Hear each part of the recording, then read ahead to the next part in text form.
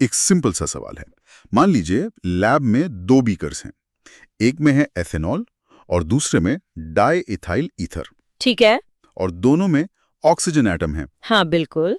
अब आप दोनों में थोड़ा सा पोटेशियम डाइक्रोमेट डालते हैं जो एक स्ट्रॉन्ग ऑक्सीडाइजिंग एजेंट है। हाँ, तो एथेनॉल वाले सॉल्यूशन तो तुरंत ऑरेंज से ग्रीन हो जाता है, मतलब रिएक्शन हो गया। लेकिन डाईइथाइल ईथर वाले बीकर में कुछ भी नहीं होता, कोई चेंज नहीं।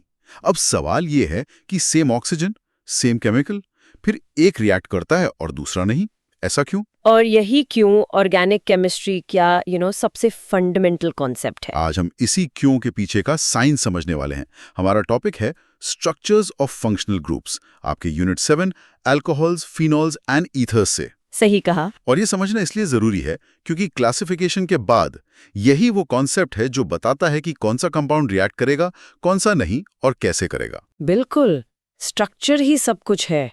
ये सिर्फ एकेडमिक फाइलिंग नहीं है, ये रिएक्टिविटी प्रिडिक्ट करने का एक पावरफुल टूल है। मतलब अगर स्ट्रक्चर समझ लिया तो रिएक्शंस को रटना नहीं पड़ेगा। एग्जैक्टली। फंक्शनल ग्रुप का स्ट्रक्चर, उसके बॉन्ड एंगल्स, इलेक्ट्रॉन कहाँ है, ये सब मिलकर उसकी केमिकल पर्सनालिटी तैयार करते हैं। तो चलिए इसको थोड़ा और आसान तरीके से समझते हैं। सबसे सिंपल लेवल पर फंक्शनल ग्रुप्स को लेगो ब्रिक्स की तरह सोचा जा सकता है। हाँ, ये एक बहुत अच्छी एनालॉजी है। मान लीजिए हमारे पास एक OH ग्रुप वाली ब्रिक है। ठीक है, एक OH ब्रिक। अब ये इस बात पर डिपेंड करता है कि आप उसे कहाँ क्लिक करते हैं। अगर आपने उसे एक सिंपल सैचुरेटेड कार्बन चेन पर लगाया तो वो एक अल्कोहल बन जाता है। राइट, एक रिएक्टिव और पोलर कंपाउंड। ओके, ये तो हुआ पहला केस। लेकिन अगर उसी OH ब्रिक को एक बेंजीन रिंग पर लगा दें तो पूरी कहानी बदल जाती है।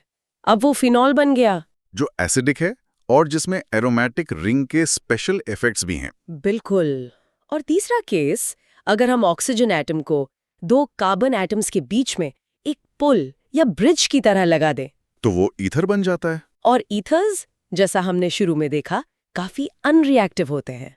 तो देखिए, एक ही ऑक्सीजन एटम, 3 अलग-अलग अटैचमेंट्स और 3 बिल्कुल अलग पर्सनालिटीज। ये तो काफी इंटरेस्टिंग है। तो आप पार्टिकल लेवल पे जाते हैं, आखिर ऐसा क्या हो रहा है इन मॉलिक्यूल्स के अंदर जो उनका बिहेवियर इतना बदल देता है? अल्कोहल से शुरू करते हैं। बिल्कुल। अल्कोहल्स COH में ऑक्सीजन एक ऐसे कार्बन से जुड़ा है जो sp3 हाइब्रिडाइज्ड है। ओके, sp3 मतलब टेट्राहीड्रल ज्योमेट्री। हाँ, यहाँ CO बॉन्ड पोलर है और ऑक्सीजन के पास जो 2 लोन पेयर्स हैं वो हाइड्रोजन बॉन्डिंग के लिए आसानी से अवेलेबल हैं। और सबसे इंपॉर्टेंट बात, ये CO बॉन्ड टूट सकता है। एग्जैक्टली। इसीलिए अल्कोहल्स न्यूक्लियोफिलिक सब्स्टिट्यूशन जैसे रिएक्शंस आसानी से दे देते हैं। ओके, तो अल्कोहल में सब कुछ काफी ओपन और एक्सेसिबल लग रहा है। अब फिनॉल्स का क्या? वहां भी तो COH बॉन्ड है। यहीं से कहानी बदलती है। फिनॉल्स में ऑक्सीजन एक sp2 हाइब्रिडाइज्ड कार्बन से जुड़ा है जो एक बेंजीन रिंग का हिस्सा है।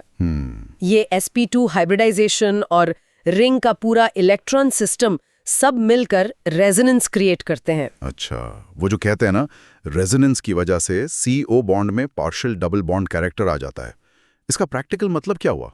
इसका मतलब ये हुआ कि वो CO बॉन्ड अल्कोहल के CO सिंगल बॉन्ड से शॉर्टर और स्ट्रॉन्गर हो जाता है। वाओ, मतलब उसे तोड़ना ज्यादा मुश्किल है। बहुत मुश्किल। और यही रेजोनेंस जब फिनॉल H+ आयन लूज करता है तो पीछे बचे हुए फिनॉक्साइड आयन को स्टेबल बनाता है और इसीलिए फिनॉल्स एसिडिक होते हैं। अच्छा, तो रिंग के इलेक्ट्रॉन्स एक तरह से OH ग्रुप को सपोर्ट कर रहे हैं, जिससे वो बॉन्ड भी स्ट्रांग हो गया और H+ निकलने के बाद जो बचा वो भी स्टेबल रहा। आपने बिल्कुल सही समझा।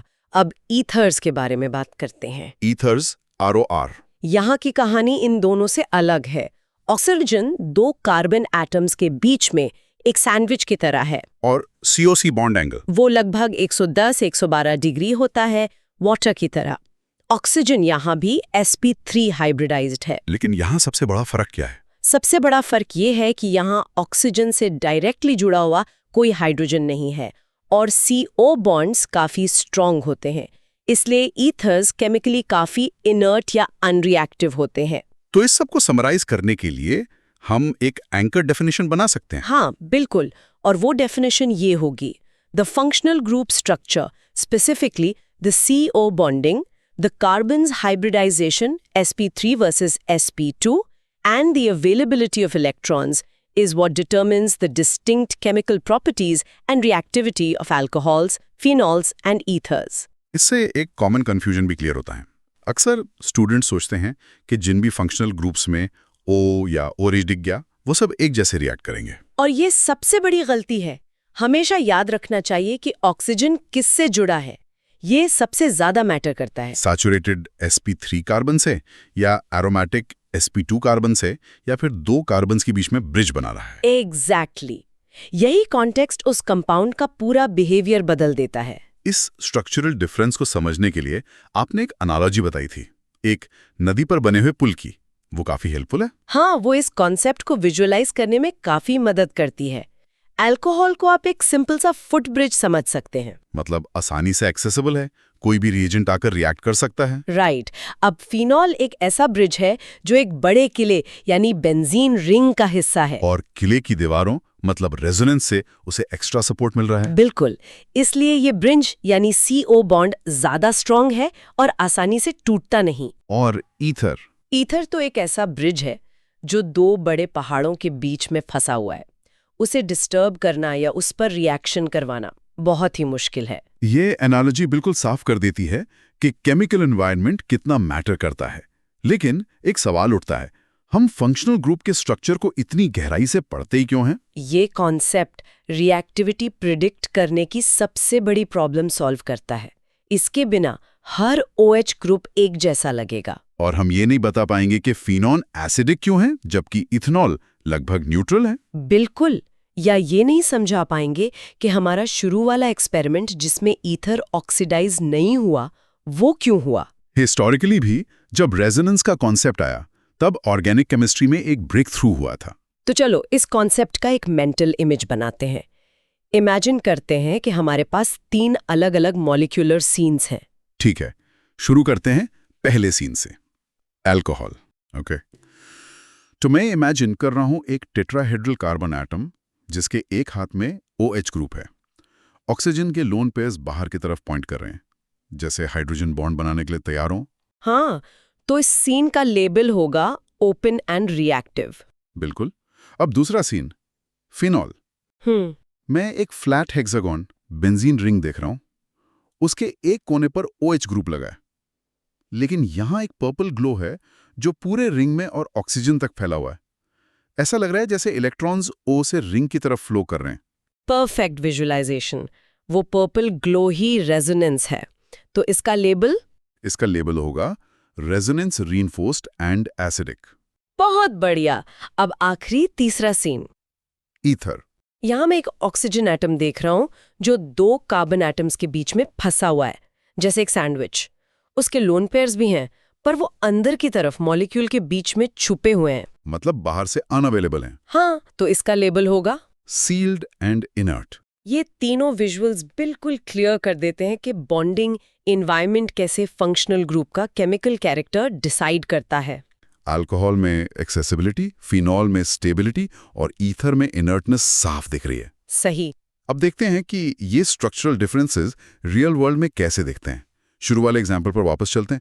इथेनॉल ऑक्सीडाइज हो गया, डायथाइल ईथर नहीं हुआ। हाँ, अब हम इसका क्यों जानते हैं। इथेनॉल CH3CH2OH में जिस कार्बन से -OH जुड़ा है उस पर हाइड्रोजन एटम्स भी लगे हैं। ऑक्सीडेशन प्रोसेस में इन्हीं CH बॉन्ड का टूटना जरूरी होता है। अच्छा, और डायथाइल ईथर में? ईथर CH3CH2OCH2CH3 में ऑक्सीजन के आसपास वाले कार्बन्स पर जो CH बॉन्ड्स है वो CO बॉन्ड की तरह प्रोटेक्टेड है और आसानी से रिएक्ट नहीं करते। तो वहां आसानी से निकलने वाला हाइड्रोजन नहीं है जैसा अल्कोहल के केस में होता है। बिल्कुल, इसलिए ईथर उन्हीं कंडीशंस में ऑक्सीडाइज नहीं होता। एकदम साफ स्ट्रक्चरल एक्सप्लेनेशन। और टेक्नोलॉजी में इसका क्या एप्लीकेशन है? ईथर्स, खासकर टेट्राहाइड्रोफ्यूरान या THF को ऑर्गेनिक सिंथेसिस में सॉल्वेंट की तरह यूज किया जाता है। हाँ, स्पेशली ग्रिग्नार्ड रिएक्शंस में। ये एक फैंटास्टिक एग्जाम्पल है। ग्रिग्नार्ड रिएजेंट्स बहुत ही ज्यादा रिएक्टिव होते हैं। मतलब उन्हें एक ऐसा सॉल्वेंट चाहिए जो उन्हें डिसॉल्व तो कर ले पर उनसे रिएक्ट ना करे। एग्जैक्टली। इसीलिए THF इतना पॉपुलर सॉल्वेंट है। उसका इनर्ट होना ही उसकी सुपर पावर है। अगर गलती से वहां सॉल्वेंट में एथेनॉल यूज कर लिया तो रिएक्शन शुरू होने से पहले ही खत्म। एथेनॉल का OH ग्रुप एसिडिक प्रोटॉन रखता है। वो ग्रिग्नार्ड रिएजेंट से तुरंत रिएक्ट करके उसे खत्म कर देगा। पूरा सिंथेसिस फेल। वाओ, इससे जुड़ा एक और काउंटर इंट्यूटिव पॉइंट है। हम सोचते हैं कि ईथर में ऑक्सीजन है तो उसे अल्कोहल की तरह हाइड्रोजन बॉन्ड बनाना चाहिए, पर ऐसा होता नहीं है ना? सही पकड़ा। ये एक बहुत जरूरी डिस्टिंक्शन है। ईथर्स हाइड्रोजन बॉन्ड्स एक्सेप्ट कर सकते हैं लेकिन डोनेट नहीं कर सकते। इसका मतलब क्या हुआ? देखिए, हाइड्रोजन बॉन्ड डोनेट करने के लिए मॉलिक्यूल के पास एक इलेक्ट्रोनेगेटिव एटम जैसे ऑक्सीजन से डायरेक्टली जुड़ा हुआ हाइड्रोजन चाहिए। अल्कोहल में ये है। लेकिन ईथर COC में ऑक्सीजन से डायरेक्टली जुड़ा हुआ कोई हाइड्रोजन नहीं है। बिल्कुल। तो ईथर का ऑक्सीजन एटम पानी के हाइड्रोजन के साथ तो H बॉन्ड बना सकता है, इसलिए वो थोड़ा सॉल्यूबल है। लेकिन एक ईथर मॉलिक्यूल दूसरे ईथर मॉलिक्यूल के साथ H बॉन्ड नहीं बना सकता। एग्जैक्टली। और इसी छोटे से स्ट्रक्चरल डिफरेंस की वजह से सेम मॉलिक्यूलर मास वाले अल्कोहल और ईथर के बॉइलिंग पॉइंट्स में जमीन आसमान का फर्क होता है। कितना फर्क? इथेनॉल का बॉइलिंग पॉइंट 78 डिग्री सेल्सियस है, जबकि डाइमेथाइल ईथर का -24 डिग्री सेल्सियस है। एक लिक्विड है, दूसरा गैस, सब स्ट्रक्चर का खेल है। तो इस पूरी डिस्कशन से कुछ एग्जाम सेफ क्लैरिटी लाइंस निकाल सकते हैं जो हमेशा याद रहनी चाहिए। हाँ, चलिए कुछ पॉइंट्स को क्रिस्टल क्लियर कर लेते हैं। पहला और सबसे इम्पॉर्टेंट, अल्कोहल में ऑक्सीजन से जुड़ा कार्बन sp3 हाइब्रिडाइज्ड होता है, फिनॉल में sp2। ये हाइब्रिडाइजेशन का फर्क ही बॉन्डिंग और रिएक्टिविटी सबको बदल देता है। ये तो सबसे फंडामेंटल डिफरेंस हो गया। हाँ, दूसरा, फिनॉल में CO बॉन्ड में रेजोनेंस की वजह से पार्शियल डबल बॉन्ड कैरेक्टर होता है। मतलब वो किले वाला ब्रिज जो एक्स्ट्रा रीइंफोर्स्ड है। वही, ये इस बॉन्ड को अल्कोहल के CO सिंगल बॉन्ड से काफी ज्यादा स्ट्रॉन्ग बनाता है। ठीक है, तीसरा पॉइंट।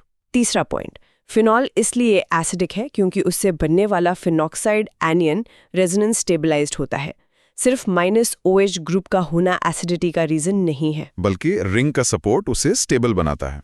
करेक्ट। और चौथा, ईथर में COC बॉन्ड एंगल लगभग 110 डिग्री होता है। ये V शेप्ड या बेंट होता है, लीनियर नहीं होता। अच्छा, ऐसा क्यों? ऐसा ऑक्सीजन की sp3 हाइब्रिडाइजेशन और 2 लोन पेयर्स के रिपल्शन की वजह से होता है। तो इन शॉर्ट, हाइब्रिडाइजेशन, एरोमेटिसिटी और लोन पेयर की अवेलेबिलिटी, ये 3 स्ट्रक्चरल फैक्टर्स ही इन तीनों फंक्शनल ग्रुप्स के अलग-अलग रिएक्टिविटी पैटर्न्स को एक्सप्लेन करते हैं। एकदम सही। अगर ये 3 चीजें दिमाग में हैं, तो इन चैप्टर्स के 90% सवालों का लॉजिक आसानी से क्रैक हो सकता है। तो आज हमने देखा कि फंक्शनल ग्रुप्स में स्ट्रक्चर ही सब कुछ है। ये उनकी केमिकल डेस्टिनी तय करता है। हमने समझा कि अल्कोहल का CsP3OH स्ट्रक्चर उसे रिएक्टिव और H बॉन्ड डोनर बनाता है। फिनॉल का CsP2OH स्ट्रक्चर, जो एरोमेटिक रिंग से जुड़ा है, उसे एसिडिक बनाता है और उसके CO बॉन्ड को एक्स्ट्रा स्ट्रॉन्ग बनाता है। और ईथर का COC ब्रिज स्ट्रक्चर उसे एकदम इनर्ट और एक बेहतरीन नॉन रिएक्टिव सॉल्वेंट बनाता है। वो ब्रिज वाली एनालॉजी याद रखने के लिए बहुत अच्छी है। फुट ब्रिज, किले का ब्रिज और पहाड़ों के बीच फंसा हुआ ब्रिज। और लैब का एग्जाम्पल, जहां ईथर ऑक्सीडाइज होता है पर ईथर नहीं, इस कॉन्सेप्ट को सॉलिड प्रूफ देता है। और सबसे जरूरी टेक अवे, फिनॉल का CO बॉन्ड अल्कोहल से ज्यादा स्ट्रॉन्ग है रेजोनेंस की वजह से, और ईथर H बॉन्ड डोनेट नहीं कर सकता। ये 2 फैक्ट्स बहुत सारे क्वेश्चन सॉल्व करने में मदद करेंगे। हाँ, चाहे वो एसिडिटी कंपैरिजन हो, बॉइलिंग पॉइंट हो या रिएक्शन मैकेनिज्म हो। बिल्कुल। तो इस डिस्कशन के बाद एक सवाल सोचना लाजमी है। अगर सिर्फ एक कार्बन एटम को sp3 से sp2 में बदलने से OH ग्रुप की पूरी पर्सनालिटी बदल जाती है, एक लगभग न्यूट्रल कंपाउंड से एक एसिडिक कंपाउंड बन जाता है, तो मेडिसिन्स या प्रोटीन्स जैसे बड़े मॉलिक्यूल्स में ऐसे ही छोटे स्ट्रक्चरल चेंजेस उनके फंक्शन पर कितने बड़े और ड्रामेटिक असर डाल सकते हैं? सोचिएगा जरूर।